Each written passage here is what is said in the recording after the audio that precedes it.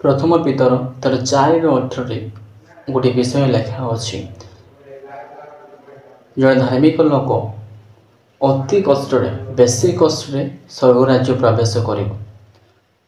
ଆଉ ଯେଉଁ ଲୋକମାନେ ଅଧାର୍ମିକ ଅଛନ୍ତି, ମଦ ପିଉଛନ୍ତି, ଆଉ ଆଜି ପ୍ରଭୁଙ୍କୁ ପୁରା ଭୟ କରିବା ଲୋକମାନେ ମଧ୍ୟ ଯାତ୍ରା ଦେଖିକି ପଳେଇ ଯାଉଛନ୍ତି, ସେମାନେ କୋଉଠିକୁ ଯିବେ?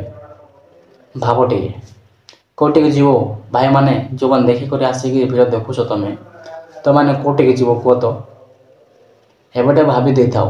ପ୍ରଭୁଙ୍କୁ ତୁମେ ରବିବାର ଦିନ ହେଲେ ତୁମେ ଯାଇକରି ମସ୍ତ ଭାବରେ ପ୍ରାର୍ଥନା କରି ପକାଉଥିବ, ଗୀତ ଗାଇ ପକାଉଥିବ, ଆଉ ରଥଯାତ୍ରା ବେଳକୁ ମାତ୍ର ପଳେଇଗଲେ ହେବ କି?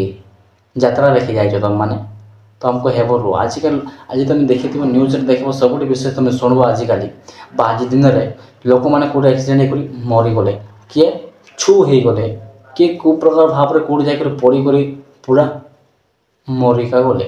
ଏ ପ୍ରକାର ବିଷୟ ଯାକ ସମସ୍ତେ ଶୁଣିପାରୁଥିବ ଆଜିର ଦିନରେ। ଆଜି ପୁଣି ରଥ ପୁଣି ଆଉ ଯାତ୍ରା ପୁଣି। ଆଉ ଯେଉଁମାନେ ମଧ୍ୟ ଖ୍ରୀଷ୍ଟିଆନ ହେଇକି ଦେଖିବା ପାଇଁ ଯାଇଛନ୍ତି, ସେମାନେ ଭାବନ୍ତୁ ନାହିଁ ଯେ ମୁଁ ସ୍ୱର୍ଗରାଜ୍ୟକୁ ଟିକେ ଯିବି ବୋଲି। ତୁମେ ପ୍ରଭୁଙ୍କୁ ମଧ୍ୟ ହଁ ବୋଲି କହିବ, ଆଉ ଇଆଡ଼େ ମଧ୍ୟ ଯିବ କି? ମଦ ପିଉରା ମାନେ ତୁମକୁ ଦେବ, ରୁହ ଏବେ ଆସିବ। ତୁମର ଥାତନେ ତୁମର ଥୁତନାରେ ଏମିତି ମାଡ଼ଜାଳ ମରା ହେବ ଯେ ତାପରେ ବୁଦ୍ଧି ପଡ଼ିବ।